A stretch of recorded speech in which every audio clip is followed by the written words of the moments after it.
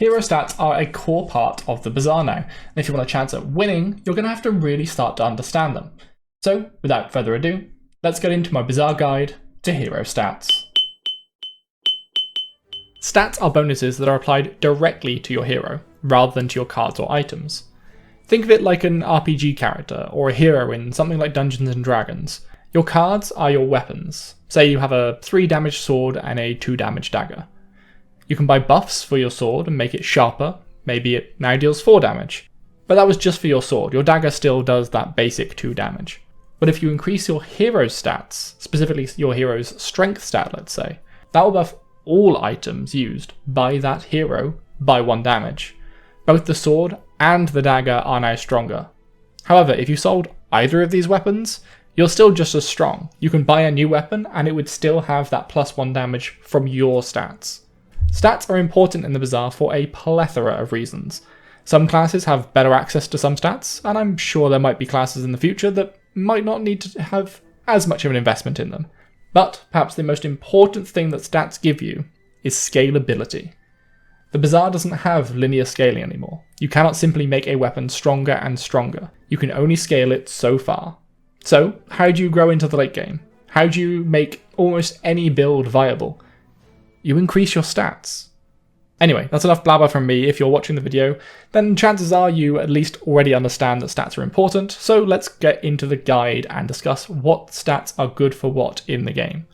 Quickly before I do that, these are just the stats in the game as of now, just before launch. There is a chance that these will change, and a larger chance that more stats will be added. So don't forget to subscribe with notifications on to catch any changes, as I will release all of that information here on this channel. Strength is perhaps the easiest stat to understand, so let's start there. And it works just like I explained before. 1 strength will increase the damage of all of your weapons by 1. 2 strength will increase all the damage of your weapons by 2, and so on and so forth. As strength applies a flat damage buff to all of your weapons, if you're building high amounts of strength, then multiple weapons is recommended. For example, let's say both players had 5 strength. I have one weapon that deals 5 damage, buffed to 10 thanks to my 5 strength, but you have 3 weapons that each deal 1 damage normally. As all of your 3 weapons get +5 from your strength, you make your measly 3 total base damage go all the way up to an 18, most likely winning in this scenario against my total of 10. However, keep an eye out for items that utilize strength in other or more impactful ways. Taking Pygmalion as an example, he has weapons that increase your strength like Crook, but he also has weapons that make better use of strength, like Brass Knuckles. And there are plenty of these stat item combinations throughout the Bazaar, so keep an eye out for these buzzwords in any card descriptions. Okay, you might want to make sure you're sat down for this next part if you aren't the biggest fan of maths. Yes, maths plural, we're not talking about a single mathematic here. Let's talk about speed. Speed, in the simplest of senses, will increase the rate in which your items charge. That is where the simple ends though, because if you heard increase the charge rate and thought, cooldown reduction, you'd be wrong, I'm afraid. Cooldown reduction was in the Bazaar, but it caused issues with being able to infinitely proc certain items, and just generally threw the scaling completely out of balance. So it has been exchanged for charge speed increase.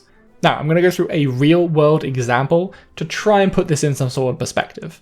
Imagine there is a 100-meter racetrack. The world record for that is about 10 seconds. If you remove 50 meters of that racetrack, it is half as long as it once was. And you could probably run it in about half of the time. That has doubled your effectiveness. Now, instead of removing 50 meters of track, let's say that we can run 50 meters further in the same amount of time. We're still adding or removing 50 meters, but in this case we're gaining 50 meters of speed instead of removing 50 meters of track. We can now complete a 100-meter race in about 7.5 seconds, which is excellent. However, if we put our first case, the regular runner on a 50-meter track, next to our second case, the increased speed runner on the 100 regular meter track, then the 50-meter runner would finish first every time.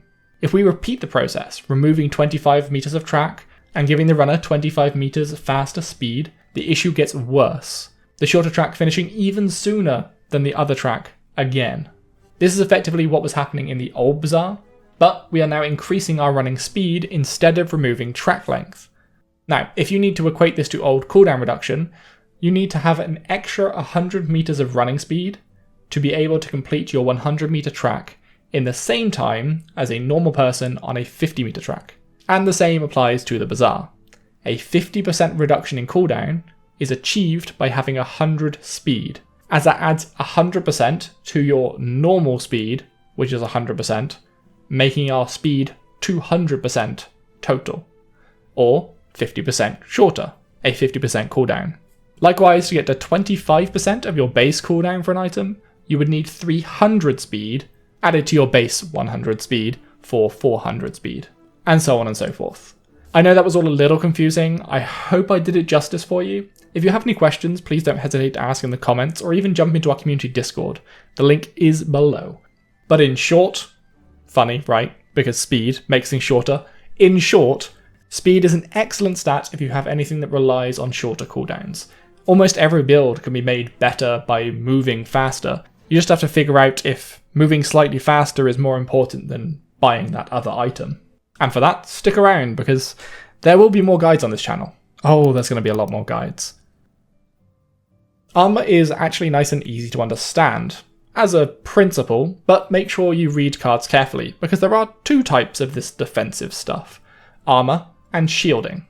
You can get cards that grant you protections in a fight, and your in-fight protections are called shields. This is the bar, I believe it is yellow, but I'm colorblind, that appears above your red regular health bar, protecting you from damage.